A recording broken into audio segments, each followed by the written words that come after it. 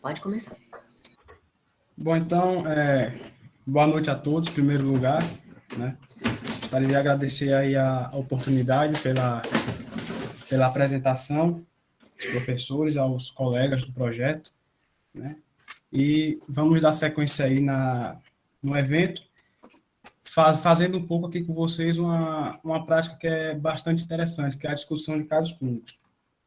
Então, qualquer dúvida que vocês tiverem, vocês colocam aí no chat, né? Tem algumas perguntas específicas da apresentação, que ao decorrer da apresentação a gente vai destrinchando mais aí essas colocações.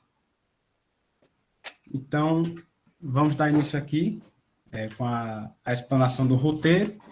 Nós vamos fazer uma breve introdução a respeito dessa prática que iremos desenrolar aqui, que é a questão de discussão de casos clínicos, né? São 3 casos clínicos, como são 2 dias de eventos, nós iremos discutir os 2 primeiros casos no dia de hoje, e no dia 15 a gente complementa fazendo a discussão do terceiro caso clínico.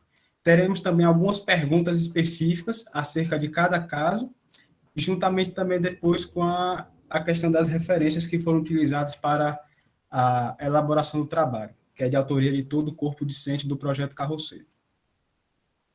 Bom, fazendo aqui uma breve introdução a respeito dessa atividade, qual é o objetivo principal ao realizarmos essa atividade aqui, que é a discussão de casos clínicos? É importante, né, salientar o aspecto da formação acadêmica dos colegas, dos nossos futuros médicos veterinários da região. O projeto Carroceiro, ele é muito envolvido com a questão do bem-estar. E, paralelo a isso, é importante também que a gente venha tratar também a respeito de algumas doenças que podem ocorrer, que podem se manifestar nos animais. Por isso que é tão importante discutir a questão dos casos clínicos, além de agregar bastante conhecimento para os alunos, propriamente ditos, mas também tem a questão do envolvimento dos professores, que ocorre aí essa troca mútua de conhecimento entre ambas as partes envolvidas. É importante salientar também, para facilitar o entendimento de vocês acerca dos dados que serão apresentados durante os casos clínicos, os parâmetros vitais, não só de todas as espécies domésticas, que é importante saber também, mas também especificamente a nossa espécie que nós iremos apresentar aqui, que é a espécie equina. E saber diferenciar também tanto os parâmetros em animais jovens como os parâmetros em animais adultos, que, como vocês podem perceber aqui, na questão da temperatura retal, existe aí uma pequena diferença, ainda que discreta, é verdade, mas existe uma pequena diferença. E que é importante saber não só esse parâmetro, mas também os outros que serão abordados para poder fazer um diagnóstico correto sobre a enfermidade que está cometendo o paciente específico. Então, nesse quadro aqui, vocês podem observar os valores normais da temperatura corporal nos animais domésticos. Nessa outra tabela, nós temos os valores de referência para a frequência cardíaca em animais adultos. Vocês podem ver aqui a espécie equina, bem como todas as outras espécies de animais domésticos que existem. E temos aqui também a questão dos valores de frequência respiratória, não só do equino, mas também como de todas as outras espécies. Esses dados foram retirados do livro de Semiologia Veterinária, né, que a gente usa bastante para poder ter conhecimento acerca desse e outros assuntos relacionados aos equinos, à espécie equina. Bom, então, vamos aqui dar início ao caso clínico número 1. Lembrando que, se eu estiver falando muito rápido, se eu estiver correndo demais, vocês podem se manifestar aí no áudio. Eu não estou vendo o chat, mas vocês podem abrir o microfone à vontade para poder dar um feedback aí. Vai mais devagar, que aí a gente ajusta o ritmo de acordo com o compreendimento que vocês estão tendo em relação à apresentação.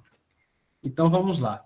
No dia 15 de outubro de 2021, no período da tarde, foi atendido na propriedade Ferradura de Ouro um equino, macho, sem raça definida, 8 anos de idade, com massa muscular de 400 quilos e dieta à base de ração concentrada, feno, capim-tifton e água à vontade.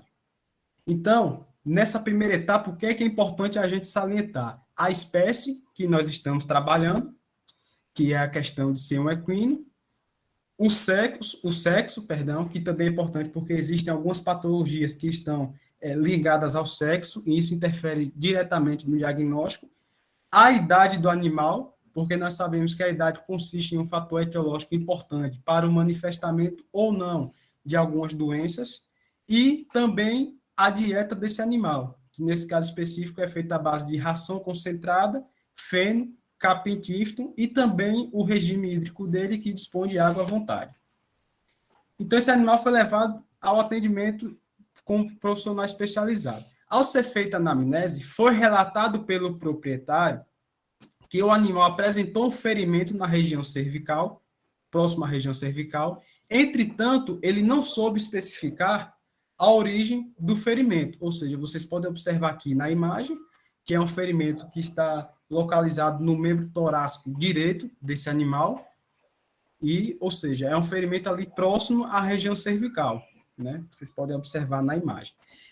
O proprietário relatou também que de maneira repentina, ou seja, de maneira muito rápida, o animal apresentou redução de apetite e consumo hídrico, ou seja, o animal simplesmente parou de comer e parou de beber água. Além de notória dificuldade respiratória, que consiste ali em um quadro de dispneia, e decúbito lateral constante, ou seja, o animal ele permanecia a maior parte do tempo em decúbito lateral, simplesmente deitado. Então, no exame específico geral, foram registrados os seguintes parâmetros. A temperatura corporal desse animal, que é aferida via retal, foi registrada 39,5 graus Celsius. A frequência cardíaca desse animal foi registrada em torno de 60 batimentos por minuto e a frequência respiratória foi observada em 35 movimentos respiratórios por minuto. Na palpação dos linfonodos submandibulares e retrofaríngeos, que são os linfonodos palpáveis na espécie equina, foi percebido pelo veterinário que esses linfonodos se encontravam com tamanho alterado, eles se encontravam aumentados. Apetite caprichoso, que faz sentido com a queixa do proprietário de que esse animal passou a apresentar redução no seu apetite. Excicose, que significa desidratação, o animal apresentando desidratação de grau 2, ou seja, já é uma desidratação que deve ser considerada para efeitos terapêuticos. Cialorreia, que significa a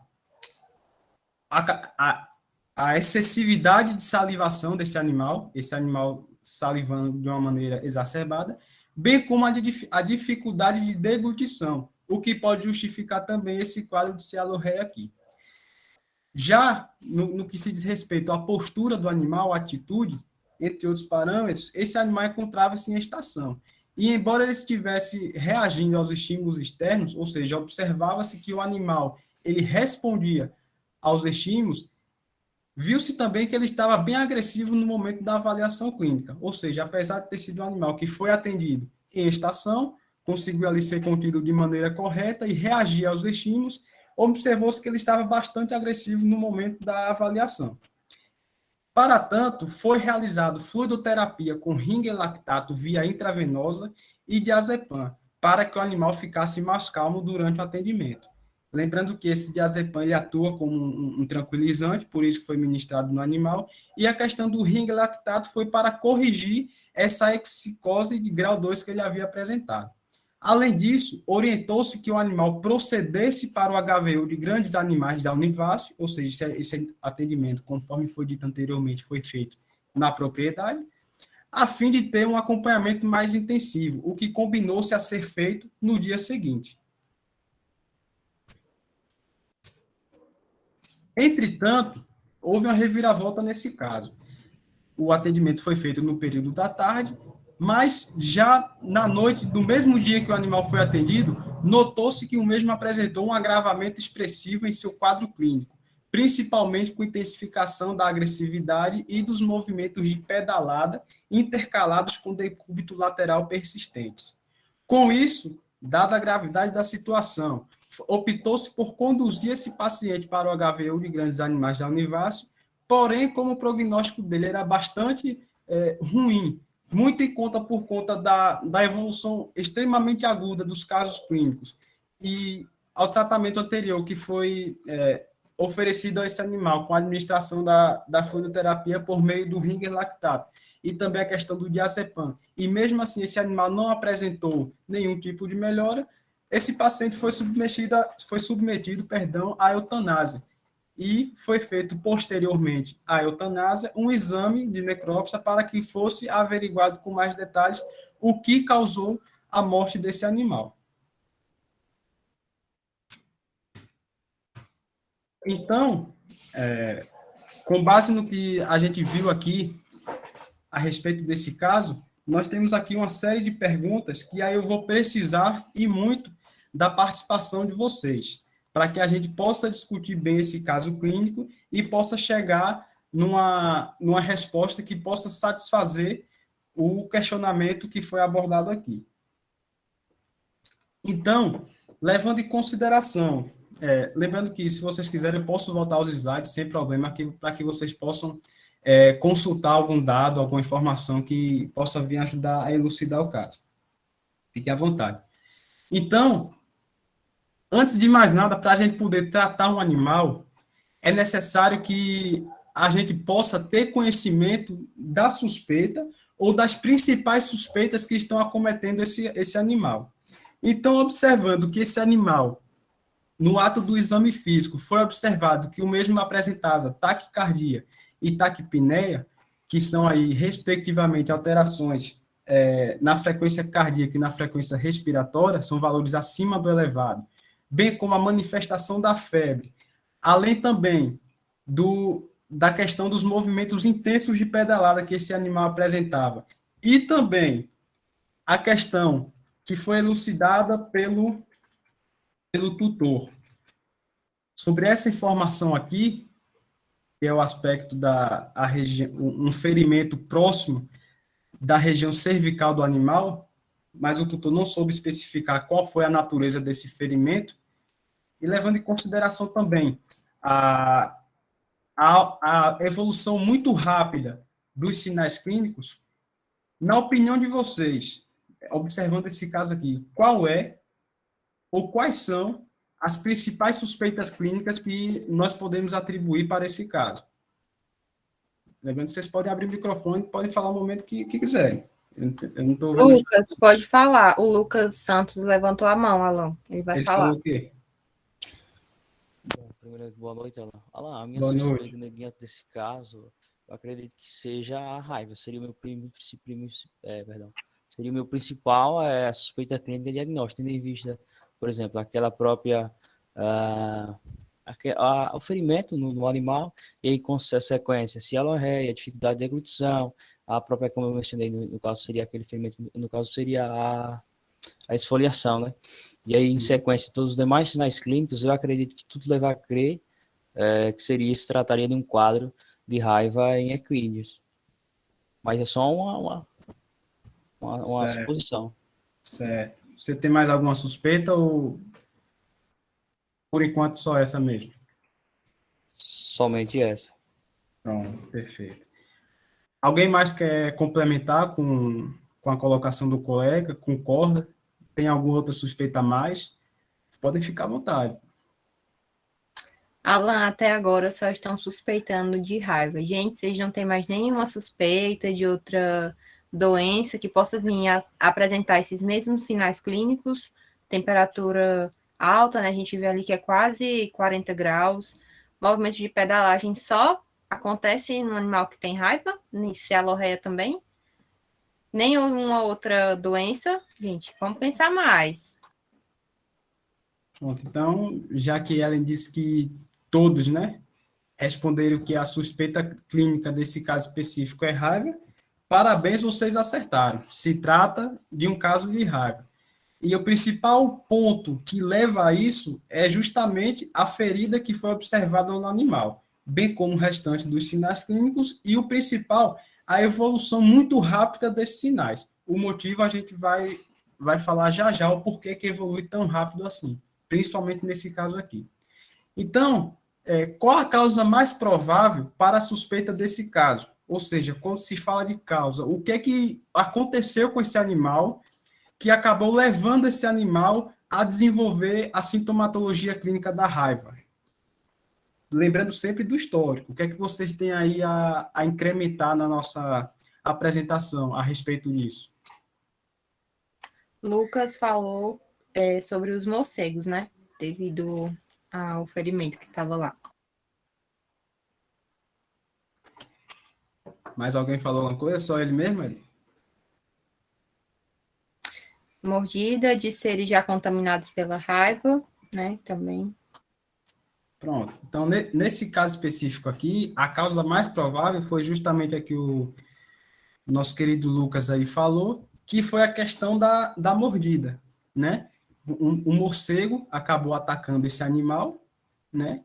E aí, certamente o morcego já estava ali com o vírus da raiva instalado no seu organismo e ele acabou transmitindo esse vírus para o cavalo. Lembrando que existem também outras maneiras de você adquirir a raiva, não só de mordida de morcego propriamente dito, mas também até a questão da lambedura, por exemplo, um animal infectado lambe o outro e aí passa ali numa ferida e aí favorece a entrada do vírus, né? Até a própria o contato também com o ser humano, já que se trata aí também de uma zoonose que é importante ser salientado esse fato, né, de notificação obrigatória, né? Então existem aí diversas formas de contágio para que um animal ele possa ser infectado com o vírus da raiva. Mas nesse caso específico se tratou de um morcego hematófago, que é sempre bom salientar isso, são morcegos que se alimentam de sangue infectado no caso, que aí acabou transmitindo o vírus para o animal.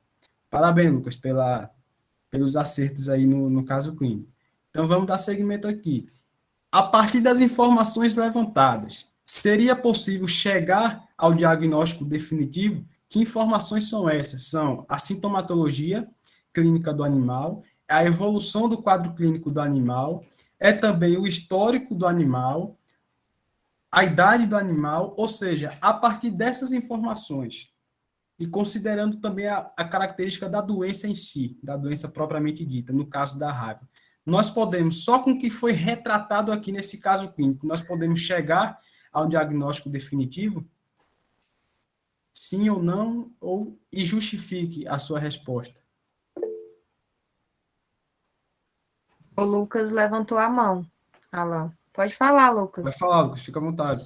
Bom, certo. Bom, acredito que seria um pouco imprudente se definir apenas como a raiva pensada em sinais clínicos, tendo em vista que essa é uma doença que deve realizar a notificação, e deve ter vindo a realizar a necrópsia pelo sistema veterinário oficial e tal. Então, acredito que a gente, claro, a suspeita fica, sim, em torno da raiva, porém, como ela também é uma zoonose e tem essa questão de notificação, acredito que seja necessário, sim, que se tenha os exames laboratoriais, por exemplo, da imunofluorescência indireta e tal, para a comprovação de fato de que se trata de um caso de raiva e, consequentemente, medidas preventivas possam ser efetuadas naquela região, naquela localidade ali específica. Muito bem, Lucas, você tá afiado aí, tá sabendo bastante coisa do assunto. Então, como o colega aí falou, né, apesar de ter todos os indícios apontando para que seja o diagnóstico definitivo de raiva, é necessário fazer algumas avaliações complementares. Entre essas avaliações complementares, as principais são o teste de imunohistoquímica, que ele acabou mencionando aí, e também o exame de necrópsia, que consiste em retirar a cabeça do animal, que contém ali todas as estruturas do sistema nervoso central desse animal, e encaminhar essa amostra para um laboratório devidamente credenciado e autorizado a fazer esse tipo de exame, para que seja feita as análises necessárias e aí sim possa chegar ao diagnóstico de raiva. Lembrando que, como é uma doença que tem um avanço muito rápido, e ainda mais no caso desse animal, que como ele foi mordido próximo à cabeça, próximo ali da região cervical também, né? A propagação do vírus dentro do corpo desse animal, ela é favorável, ela acontece de maneiras mais rápidas, justamente por conta dessa proximidade maior em relação ao local da mordida e do sistema nervoso central. Um animal que ele é mordido, por exemplo, no membro pélvico, para você observar que esse animal ele possui a manifestação dos sinais clínicos, demora um pouquinho mais. em comparação com o animal que ele sofre, por exemplo, uma mordida na cabeça, uma mordida no pescoço, que é algo muito mais rápido de se observar. Então, parabéns aí, Lucas, pela sua resposta. Foi bem completa mesmo. Em relação à conduta, ou seja, você pega um caso desse, numa propriedade, como é que você vai fazer para solucionar um caso como esse? Qual a sua postura em relação a um caso como esse? O que é que vocês têm a acrescentar em relação a isso? Lembrando sempre das características da doença, né? O que é que vocês podem complementar aí em relação a isso? Qual a opinião de vocês?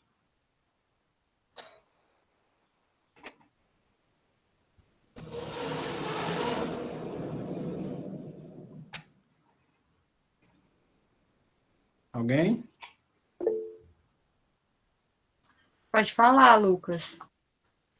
Não, só aquela questão, né? Que sabemos que ela é uma doença zoonótica, então, por exemplo, as pessoas tiveram contato com esse animal, como um dos primeiros sintomas é aquela questão de dificuldade de deglutição. Algumas pessoas podem estar acreditando, por um exemplo, tá?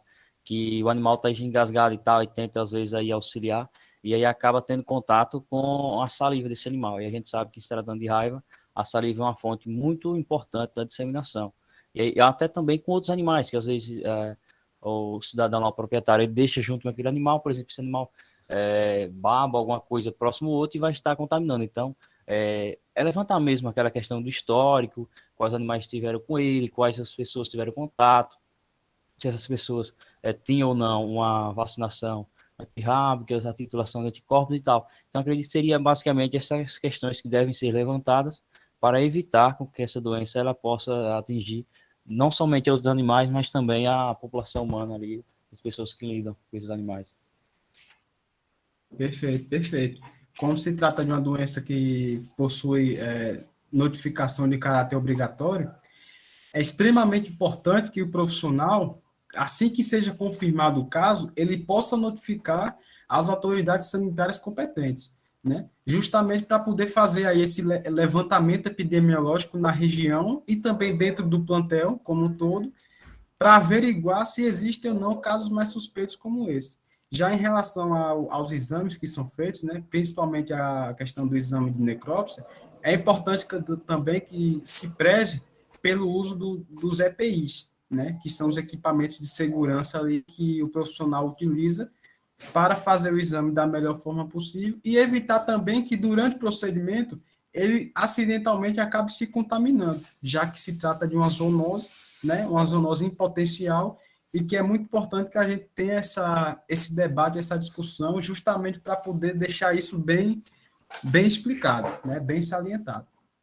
E, finalizando esse primeiro caso aqui, tão importante quanto tratar uma doença específica, né, é você saber instruir o tutor, ao proprietário desse animal, sobre a questão profilática, ou seja, de que modo esse tutor, esse proprietário, ele pode adotar algumas medidas que visem prevenir a questão que essa doença ela possa ter uma incidência maior dentro do plantel, ou seja, dicas ali de como prevenir o surgimento de novos casos, né? Ou seja, vocês como futuros profissionais aí formados, né, devidamente capacitados, vocês se deparam em um caso como esse aqui. E aí, na conversa com o tutor questiona, pô, mas como que eu posso proceder para que, no meu plantel, na minha propriedade, casos como esse não se repitam mais? O que é que eu posso fazer para prevenir esse caso? E aí, vocês, como veterinários, quer saber de vocês, quais são as medidas profiláticas ou as principais medidas profiláticas que nós podemos utilizar para evitar que uma incidência maior de casos como a raiva? O que é que vocês podem incrementar em relação a isso? Lucas levantou a mão. Pode falar, Lucas. Não, acredito que a principal maneira de evitar a contaminação por meio da raiva seria a profilaxia, seria por meio da vacinação.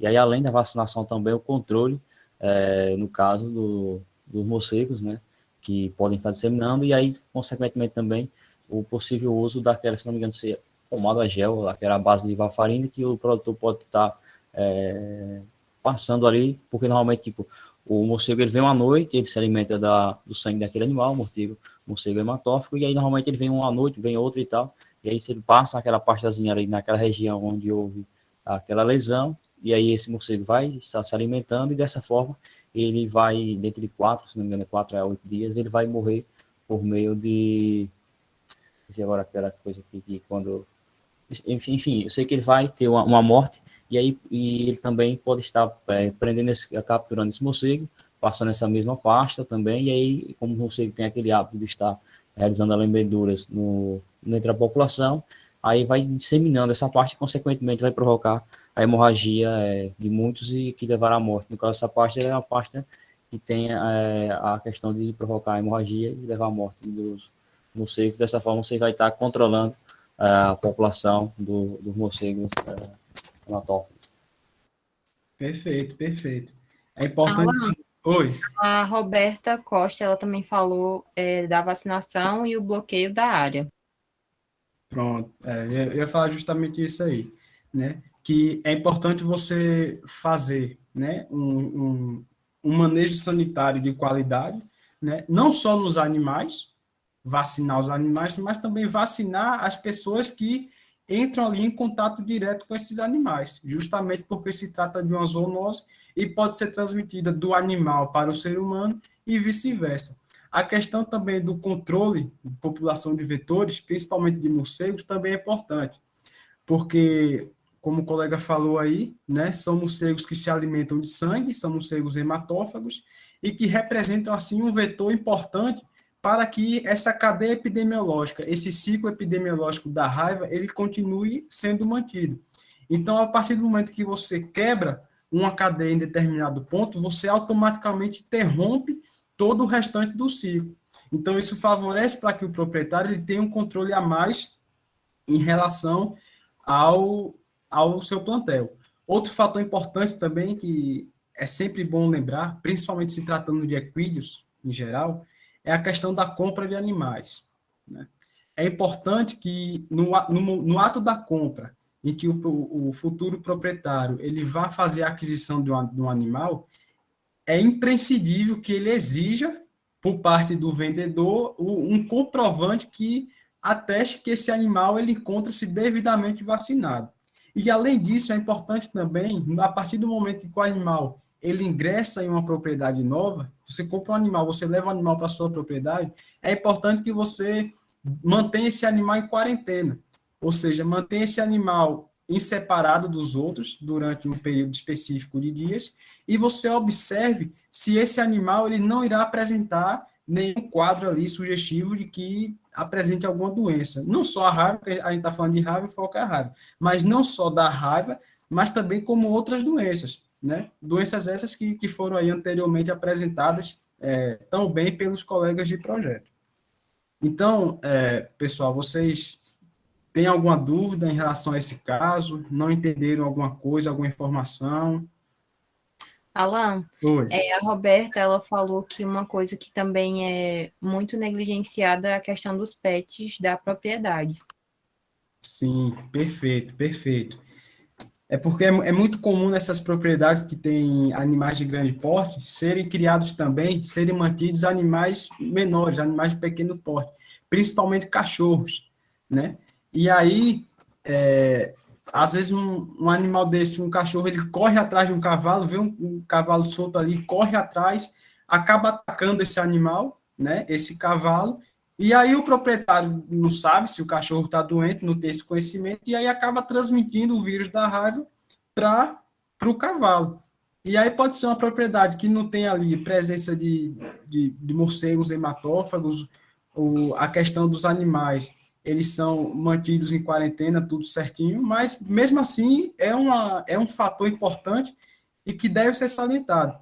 Muito, muito boa sua colocação, Roberta. Foi bastante interessante seu posicionamento aí. É sempre bom lembrar também, né, da questão dos pequenos animais em propriedades que possuem animais de grande porte, especialmente equinos.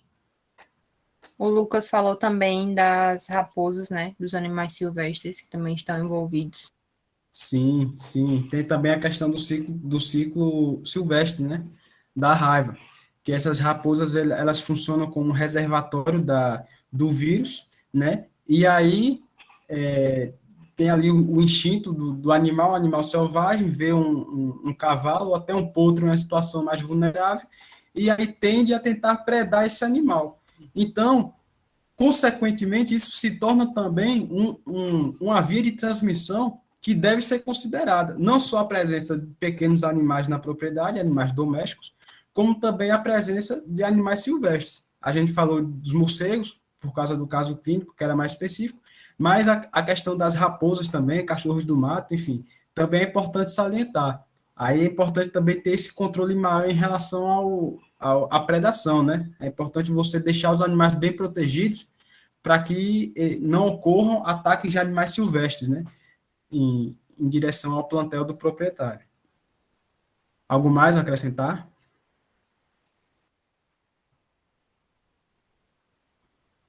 Acho que não. O Lucas só falou em relação também à educação das pessoas sobre a doença, né? Pronto. Perfeito. Tem também a questão da notificação obrigatória, que é importante deixar isso com a transparência maior para as autoridades, para que possa ser feito um controle maior na região. E também é sempre bom lembrar a questão social, você conscientizar as pessoas de que é uma doença que não deve, em hipótese nenhuma, ser negligenciada, pois causa impactos econômicos importantes na área, né? E também conscientizar as pessoas que, além disso, é uma zoonose, ou seja, o ser humano também pode manifestar a doença. Então, essa questão da conscientização torna um aspecto ainda maior justamente por conta dessa particularidade, que é a questão de ser uma zoonose. Muito, muito boa sua colocação, Lucas. Lucas, Roberta, então, parabéns aí pela participação de O vocês aí. Lucas tinha levantado a mão. Pode falar, Lucas. Não, era justamente isso que a Ala mencionou, essa parte educativa, porque eu não sei na região de vocês aí, mas aqui em Sergipe ocorre muito de que as pessoas negligenciam muito, por exemplo, chega um animal com ferimento, aí as pessoas, não é nada não, isso aí foi só um cortezinho ali e tal, e aí essa necessidade que existe dentro da sociedade de informação, para dizer, olha, seu animal pode ser contaminado, por exemplo, o animal sofreu um corte, existe a possibilidade de que esse animal desenvolva o tétano, né? Pode ser que ele tenha sido mordido por um animal silvestre, uma raposa e tal, e as pessoas muitas vezes eles não, isso não acontece não, pô, isso aí essa questão de achar que nunca vai acontecer. Acredito que deve ser mudada, deve ser trabalhada essa questão. Sergipe aí eu já vi muitos casos assim. O pessoal não liga muito, não.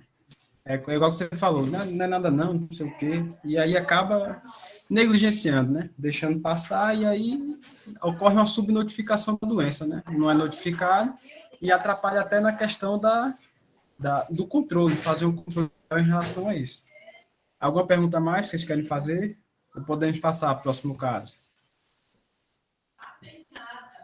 O próximo caso está tão Acho que não tem mais perguntas, não. Pronto, então vamos dar prosseguimento aqui à apresentação. O Lucas só falou, meu conterrâneo. Tamo junto, Lucas. Um abraço. Então vamos lá para o caso clínico número 2. É tão bom quanto esse. Então vamos lá.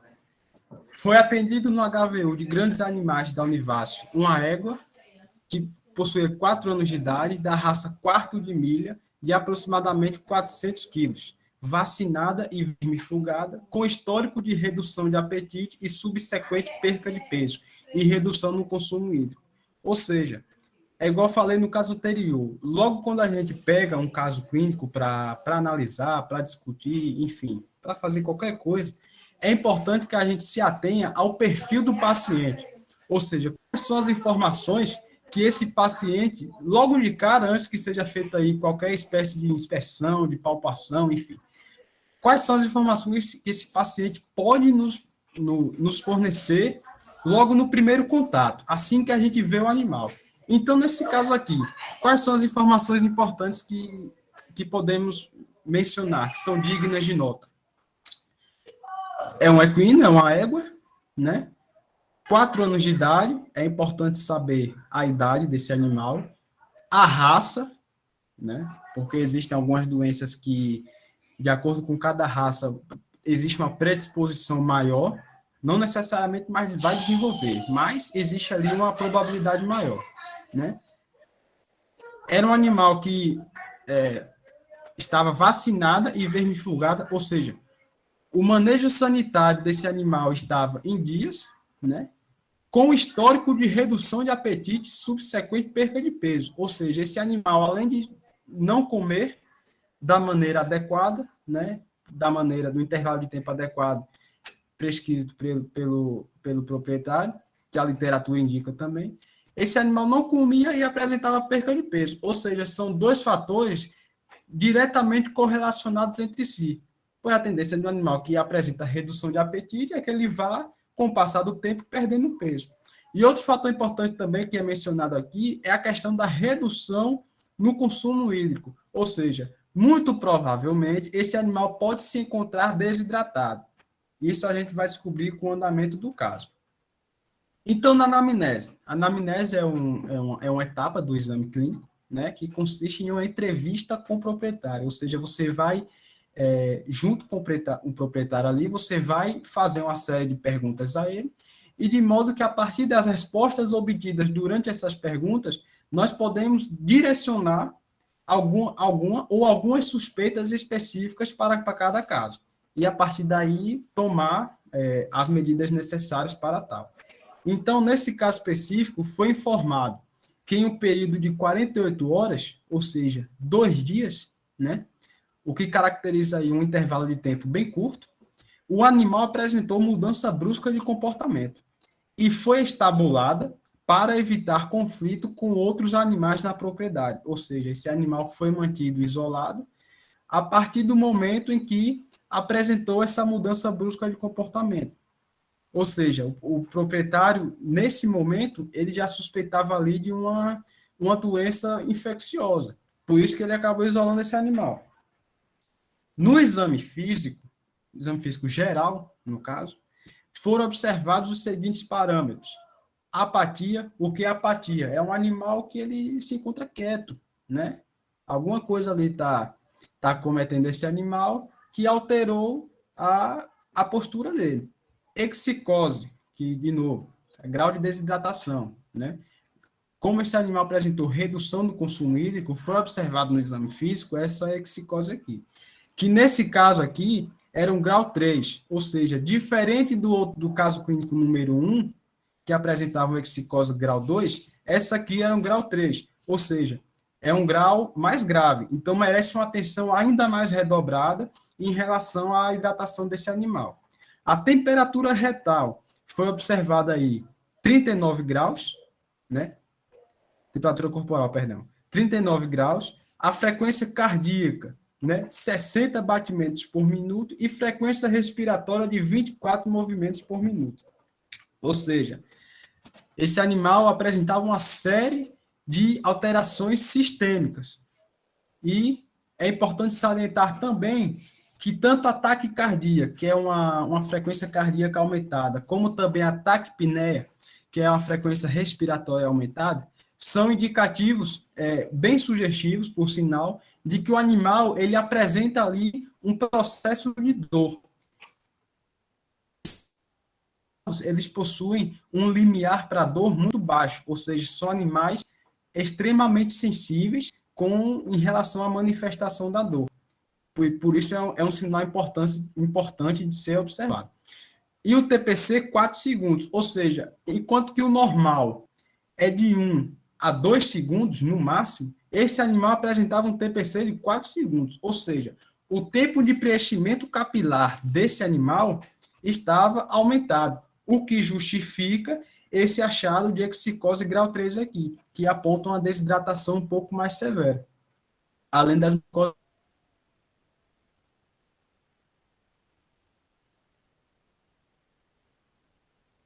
congestas. E tem esse animal, ou seja, a movimentação intestinal desse animal estava ausente, ou seja, o animal não apresentava ali nenhum movimento intestinal que pudesse ser auscultado pelo veterinário. É importante também guardar essa informação, porque vai ajudar no diagnóstico mais tarde. Estão acompanhando bem aí? Está dando para entender? Assim. Pronto. Qualquer coisa, só falar, fique à vontade. Então, ainda no exame clínico, a paciente foi submetida à sondagem nasogástrica, ou seja, passou-se uma sonda, né, nesse animal, com o objetivo de se observar o que é que estava acontecendo com esse animal, qual a questão do conteúdo que esse animal possuía. E observou-se que esse animal ele apresentava conteúdo de aspecto fétido, ou seja, era uma coisa ali que, desculpe o termo, mas fedia bastante, né? E o pH alcalino. O que é esse pH alcalino aqui? Como vocês sabem, na escala de pH, vai de 0 a 14. De 0 a 7 é um pH ácido. Do pH 7 é um pH neutro. E um pH de 7 a 14 é um pH básico, também chamado de alcalino. Por isso que observou-se aqui que o pH ele era de aspecto alcalino, ou seja, era um pH básico. É importante guardar essa informação também.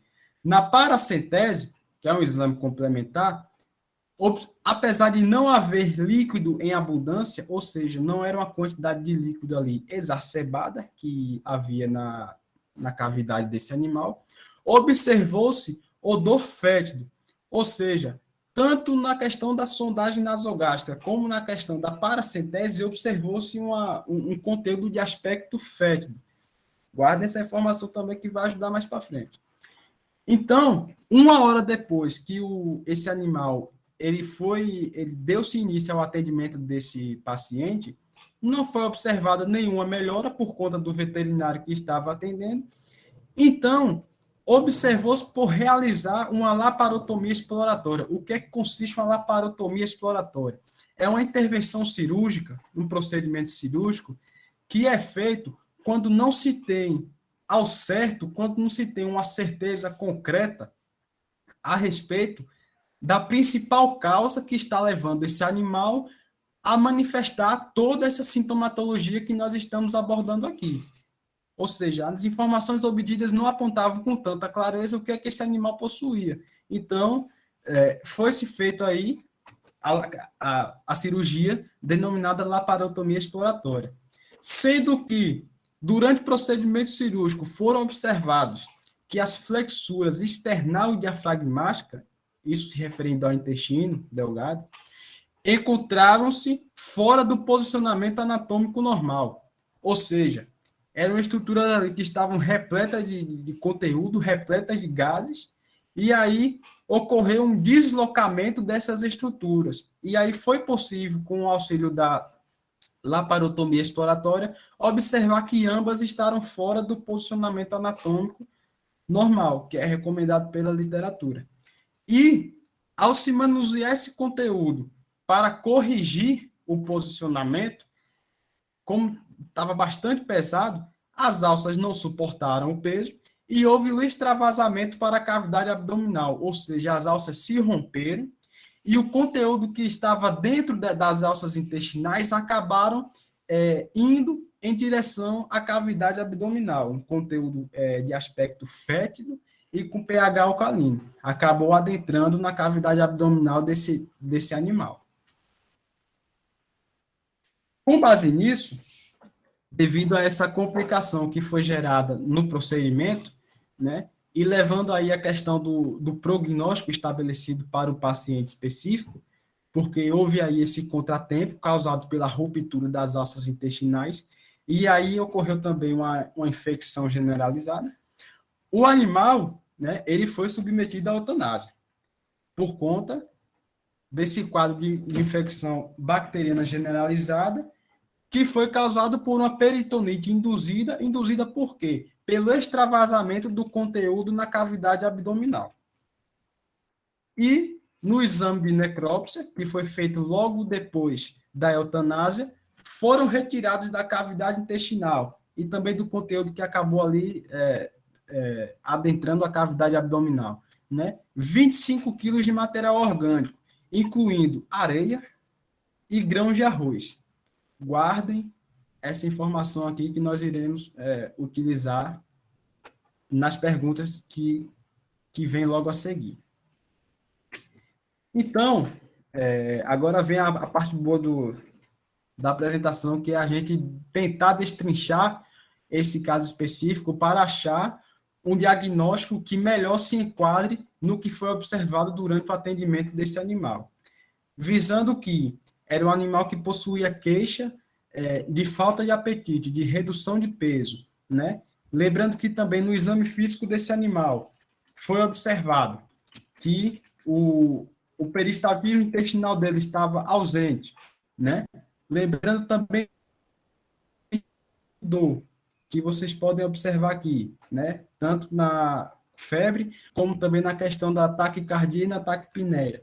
E também o achado principal, que se refere ao achado necroscópico, que foram retirados 25 quilos de conteúdo desse animal. Eu faço o seguinte questionamento a vocês. Qual é, ou quais são, né, as principais suspeitas clínicas para esse caso? Com base nessas informações, o que é que vocês podem apontar como uma suspeita para esse caso específico? O que é que vocês têm a dizer em relação a ele? Vai ficar à vontade para falar. O Maurício colocou suspeita de cólica por compactação, Alan. E Luiz Henrique Belém Grangeiro colocou cólica. Só cólica? Não especificou nada, não? Não especificou. A Roberta Costa colocou que, pelas informações da sonda e paracentese, já dá para suspeitar de ruptura. Certo. Então, ó, uma coisa que vocês devem prestar atenção é em relação aos achados necroscópicos, nesse caso específico aqui. Ó, foram retirados da cavidade A Roberta intestinal. também colocou, Alan, que dá para observar o deslocamento por sablose. Sei. Lucas Santos colocou alotriofagia. Certo.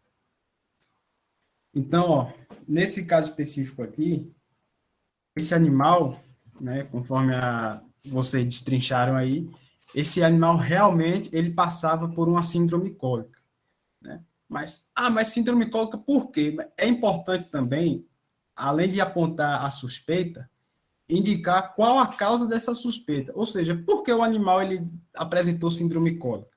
Porque, como vocês sabem, a cólica pode apresentar várias etiologias, né? Então, é importante, quando a gente pega um caso clínico, a gente possa dar uma informação que seja a mais precisa possível.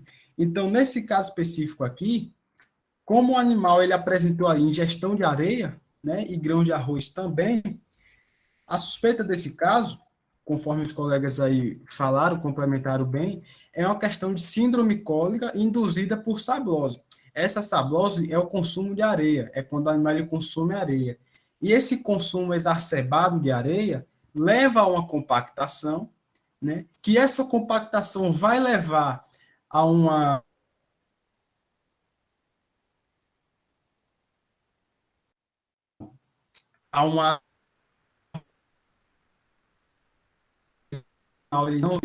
porque não vai ter trânsito intestinal, e aí vai desencadear também todos os outros sintomas que foram observados, principalmente a questão da manifestação da dor, porque é uma doença que incomoda muito, é uma sintomatologia que incomoda o animal. E o cavalo, como ele tem um limiar para dor mais baixo em relação às outras espécies domésticas, ele acaba manifestando com mais intensidade essa questão. Então, nesse caso específico aqui, a suspeita clínica é feita com base na síndrome cólica, né, causada pela sablose. Vocês compreendem o motivo, o porquê desse diagnóstico ter sido fechado desse jeito? Deu para entender bem a explicação?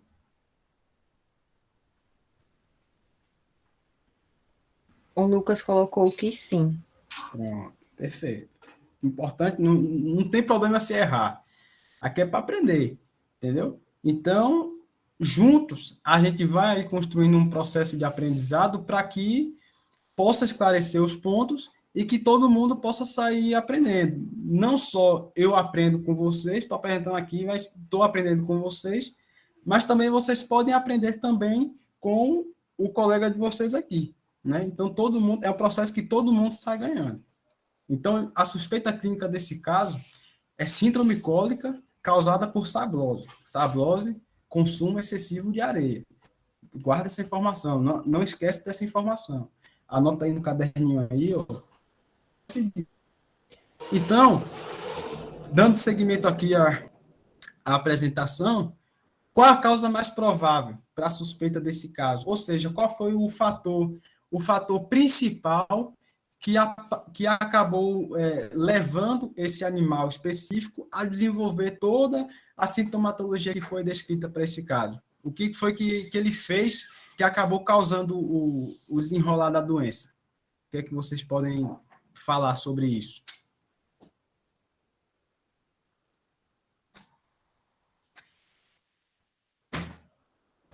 Eu acho que tenha sido um problema de manejo.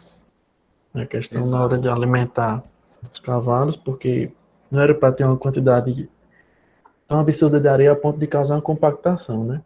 Aí também tem a questão dos grãos de arroz, né? Que também devem ter contribuído, e se você não souber controlar a alimentação do animal, vai acabar resultando numa cólica. Então, acho que a questão mais provável é do manejo mesmo, acredito eu. Mais alguém quer agregar alguma coisa? Quer complementar a fala do colega? O Lucas, ele falou deficiência nutricional. Certo. Mais alguém?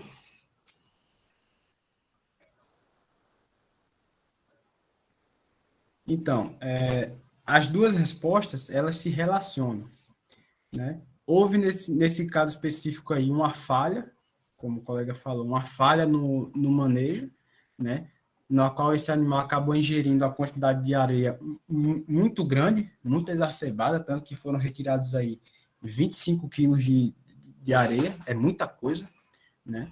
Tem a questão também do grão de arroz, que se for ofertado em quantidades elevadas, o animal pode apresentar também alguns problemas em relação ao aspecto do sistema digestório dele. E o Lucas falou também em relação a uma deficiência nutricional. Ou seja, é importante a gente lembrar a questão das fibras, né? As fibras são importantes para que o trânsito intestinal do animal, o peristaltismo intestinal do animal, ele se mantenha de uma maneira satisfatória. Ou seja, isso previne também a questão de evitar que conteúdos alimentares eles fiquem retidos na região intestinal por mais tempo.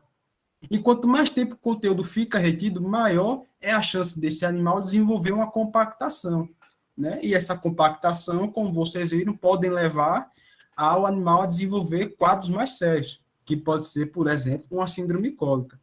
Então, as duas respostas que vocês deram aí estão corretas. Ambas se relacionam uma com a outra. Vocês entenderam? Sim, entendi sim. Pronto. Alguém tem mais alguma dúvida em relação à causa?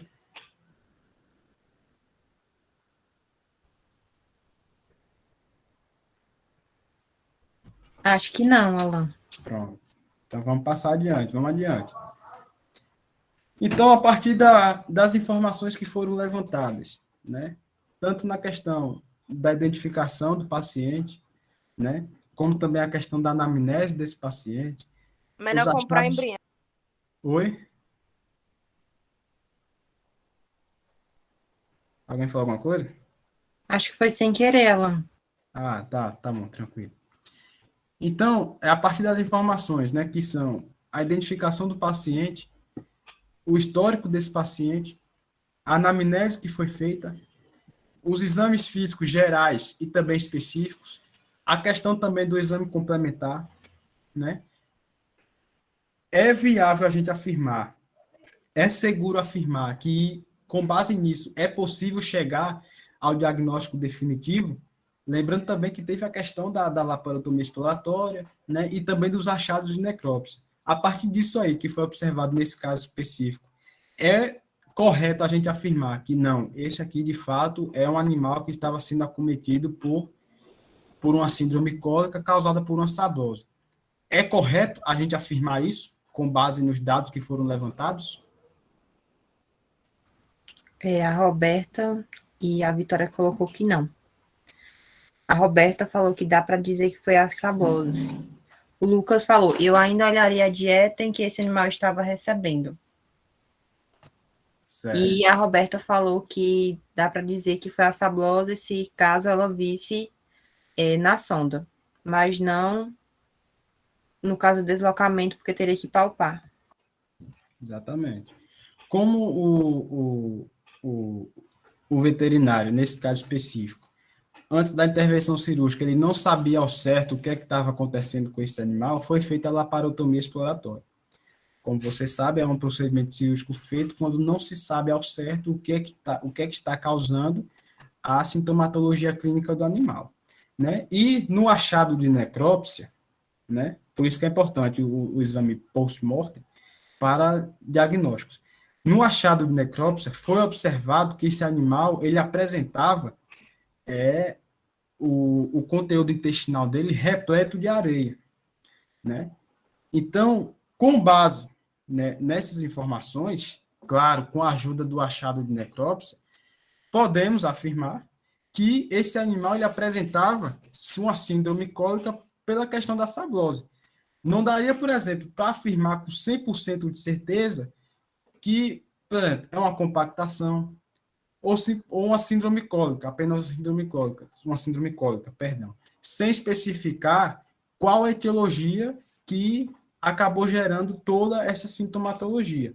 Mas nesse caso específico, como teve o auxílio da necrópsia e foi observado ali o conteúdo intestinal repleto de areia e também com grão de arroz, é possível chegar ao diagnóstico definitivo. Mas claro que tem que fazer também os diagnósticos diferenciais, justamente para não haver uma confusão e você acabar diagnosticando o animal de uma maneira errada. Ficou claro para vocês? O Lucas, ele falou que poderia ter utilizado um exame de imagem. Certo. Pode utilizar, entendeu? Mas isso aí vai depender de cada caso. Por exemplo, quando é um caso mais grave, que necessita uma intervenção cirúrgica mais rápida, né? Mais rápida assim, mais urgente, nem sempre fazer ultrassom dá tempo, tem um tempo hábil para você fazer ultrassom, né? E também tem a questão da questão da causa, porque como foi feita a laparotomia exploratória, não se sabia ao certo o que é que estava causando os sintomas no animal. Então, não se sabia também qual a região que estava sendo acometida. E para fazer uma ultrassom, você tem que, pelo menos, ter uma suspeita ali e saber qual a região que está que está sendo acometida pela sintomatologia clínica do animal. Se fosse algo mais específico, aí tudo bem, daria para fazer a ultrassom até para auxiliar na cirurgia mais tarde. Só que como era algo mais urgente, optou-se por fazer a laparotomia exploratória, porque aí já investigaria todo o perímetro ali da cavidade para encontrar alguma anormalidade. Ficou claro, Lucas? Sim, sim. Valeu, Alan. Pronto, perfeito. Alguém tem mais alguma dúvida, alguma coisa a acrescentar? A Roberta levantou a mão. Pode falar, Roberta. Eu acho que isso depende muito também da rotina do hospital, né? Existem hospitais que já é procedimento padrão, assim que o paciente chega a fazer o flash scan, junto com a paracentese, a passagem da sonda, né? E a palpação transetal também. Aí isso varia muito de atendimento para atendimento, né? Exatamente. Aí já entra também a questão da gravidade do caso, né? Se for um caso mais grave, que necessita ali uma intervenção mais urgente, nem sempre dá tempo de fazer esse procedimento. Mas tem outros casos que existe aí um tempo hábil maior, os sintomas até são mais brandos, e aí você pode fazer um passo a passo mais detalhado, utilizando mais ferramentas de diagnóstico para ter um desfecho positivo nesse caso. Entendeu, Roberto? Sim, com certeza. Pronto. Outra coisa que eu ia comentar também em relação a atendimento a campo, né? Um veterinário que pega um paciente com grau de dor que já tem 1 hora, né? Segundo o caso aí, já tem 1 hora e não evoluiu, não melhorou. Sim, E pelas próprias informações que a gente consegue também a campo fazer, né? A paracentese e a sondagem nasogástrica, já dá um indício para a gente de que esse caso ele é cirúrgico, né? A dor já é um parâmetro para poder para indicar, né, esse paciente para cirurgia ou não. Então, só daí já dá para a gente ter um norte de que aquilo ali é algo mais sério que necessita de uma intervenção. exatamente. Muito bem colocado. Alguém mais quer fazer uma consideração? Pode continuar, Roberta. Acho que ela levantou a mão. Pode falar, fica à vontade. Não tem tempo ainda.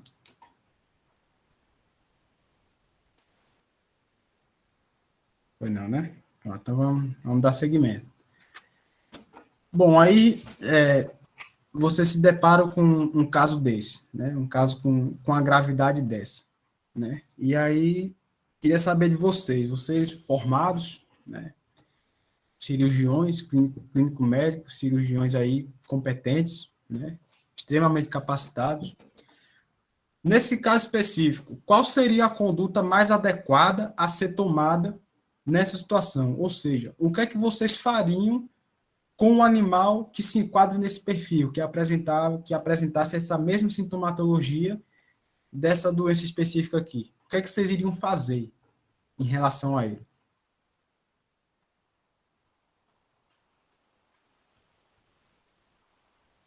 O Lucas falou laparotomia exploratória mesmo. Pronto. Alguém mais quer complementar? Concorda, discorda?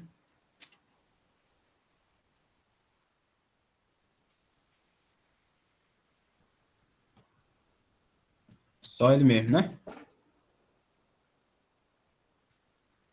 Por enquanto, sim. Pronto. Então, assim, existem na clínica médica veterinária, né, também na cirúrgica, existem duas maneiras de você tratar um problema que esse animal está passando. Existe uma conduta mais conservadora, que ela é feita à base de medicamentos, e existe também uma conduta cirúrgica, né, que é uma tática mais incisiva. A conduta conservadora, ela é adotada em casos mais brandos, ou que ainda estão no começo. Mas quando você tem um caso mais grave, né? No caso desse animal específico aqui, ele é um animal que já estava manifestando dor há 1 hora, né? E, e o caso se agravando, né? Esse animal com redução de apetite, esse animal com uma série de alterações sistêmicas, né? O quadro clínico dele se agravando muito rápido. Então, você adotar uma conduta mais terapêutica, mais conservadora, provavelmente não iria surtir efeito, né? Porque iria amenizar um pouco ali a questão da temperatura, a questão da dor desse animal, só que com o passar do tempo iria voltar, porque o problema ainda está lá, entendeu? Então, nesse caso específico aqui, é mais adequado fazer uma conduta mais incisiva, uma conduta cirúrgica, uma intervenção cirúrgica, né? Justamente para corrigir o problema, como a gente fala, corrigir o problema na raiz, né? Ou seja, você tirar ali do animal o principal motivo que está cometendo e ajudando aí a desencadear a série de alterações clínicas que esse animal acabou manifestando.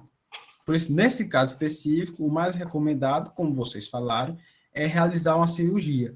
Como não se sabia ao certo qual era o motivo principal que estava causando a doença, optou-se por fazer uma laparotomia exploratória, que fala no caso, e conforme o nosso colega Lucas aí, ele acabou complementando com a informação dele.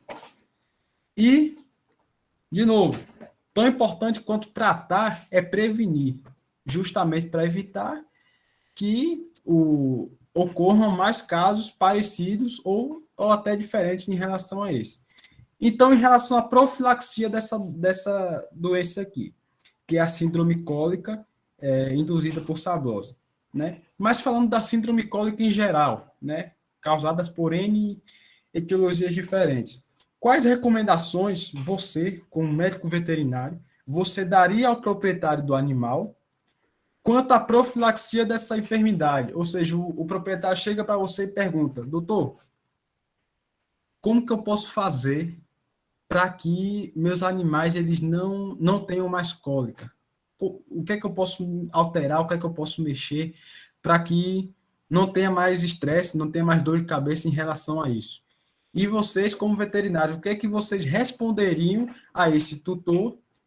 Quais as medidas que ele poderia adotar dentro do plantel dele para evitar a reincidiva de casos como esse? O que é que vocês têm a acrescentar em relação a isso?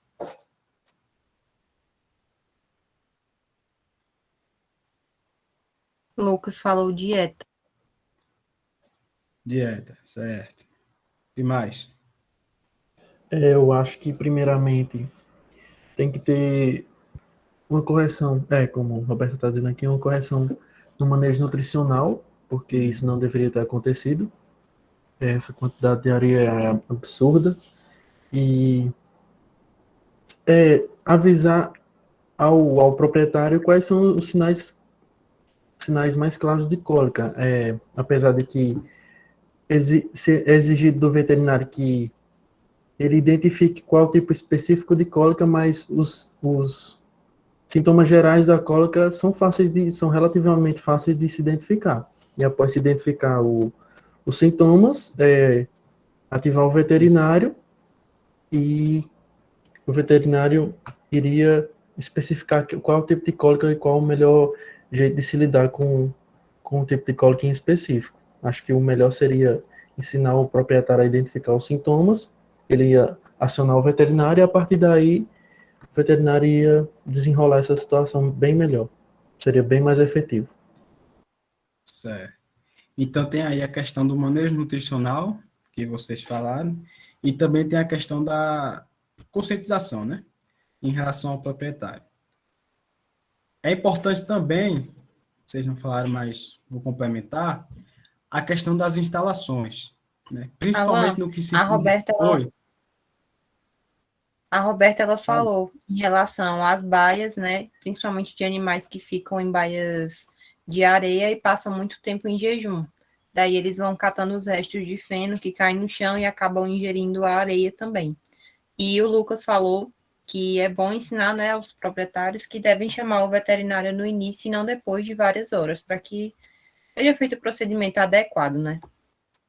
Sei. Foi, eu ia falar, ela já meteu na frente, mas foi bom. Justamente isso aí. É a questão da correção do manejo nutricional, você oferecer aí uma dieta equilibrada para esse animal, tanto na relação volumoso e concentrado, em relação à quantidade, como também à qualidade desse material, porque não adianta nada você obedecer ali a proporção e ofertar para o animal uma forragem, uma pastagem de má qualidade, não vai surtir efeito. Tem também a questão de manter o regime hídrico desse animal, deixar sempre à disposição dele água à vontade, né? É sempre importante lembrar isso. Manter tanto a água como a comida limpa, porque o animal ele não vai fazer a ingestão de alimento sujo. Tem também a questão das baias, né? A questão das camas, que é importante também, como a Roberta falou, ter um cuidado maior em relação a isso, né? Você adotar um material que dificulte essa ingestão do animal para que ele não possa fazer a ingestão e causar ali uma compactação e gerar uma síndrome cólica. Trocar esse material constantemente, é sempre bom lembrar disso, né? E, como o Lucas falou, o principal, né, e tão importante quanto os outros, é fazer justamente essa questão de conscientização. Ou seja, você alertar ao proprietário do animal, perdão, e ao mesmo tempo que você alertar em relação aos sinais clínicos, você também informar, você dizer a esse proprietário que não se deve, em hipótese nenhuma, automedicar esse animal. Porque a questão da automedicação é um fator, é um fator que interfere de maneira considerável no tratamento desse animal. Ou seja, o veterinário chega para tratar esse animal e aí, porventura, uma medicação que ele iria administrar não vai surtir mais efeito, porque esse animal ele já passou por uma automedicação feita pelo proprietário, sem ter ali um conhecimento científico suficiente para poder intervir na questão do bem-estar e na saúde desse animal. E é importante também, já que eu falei da questão do bem-estar, é importante também sempre prezar por essa condição do animal, porque é um animal que possui um manejo adequado, seja ele sanitário, como também alimentar, né? Possui ali as instalações bem limpas, bem conservadas, que obedecem um padrão, né, para ser adotado em criatórios de animais. Esse animal, a chance dele desenvolver um problema dessa natureza é bastante baixa. Claro que não chega a zero, pode acontecer, pode, mas a chance é baixa. E com isso aí, causa também um sucesso maior no proprietário para com o plantel dele. Evita gastos até desnecessários, né? Que podem ser resolvidos, que podem ser evitados, tomando algumas medidas específicas para evitar o surgimento dessa doença específica dentro do plantel. Ficou claro para vocês a explanação desse caso clínico?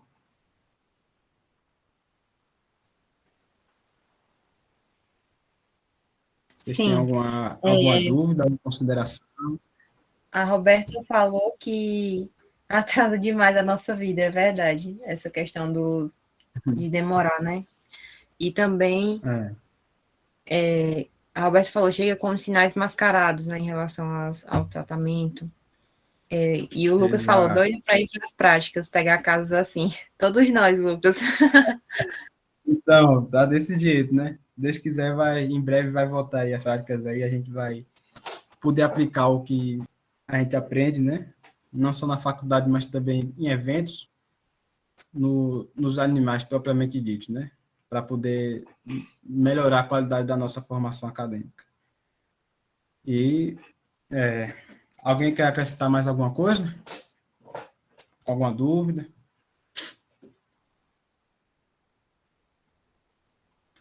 Acho que não. O Lucas falou, entrei no EAD, só sofrimento.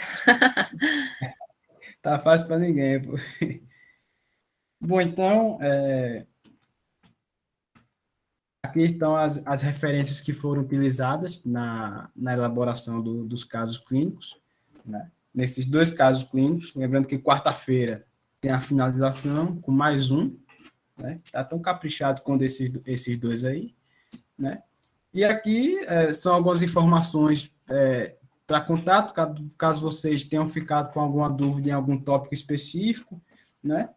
Podem entrar em contato à vontade, tem aí meu WhatsApp, meu Instagram, né? Vocês podem entrar em contato aí para que aí a gente vai conversando e vai sanando, né? Quaisquer dúvidas que vocês possam ter apresentado em relação a isso. Agradeço aí pela interação de vocês, pela participação, né? Segunda-feira à noite, né? Semana começando, mas foi muito importante essa participação de vocês aí. Muito obrigado e até quarta-feira, se Deus quiser. Boa noite, gente, e até quarta-feira, tá? Tenha um bom descanso. Até mais. Valeu, pessoal. Obrigado aí pelo feedback de vocês aí. Um abraço.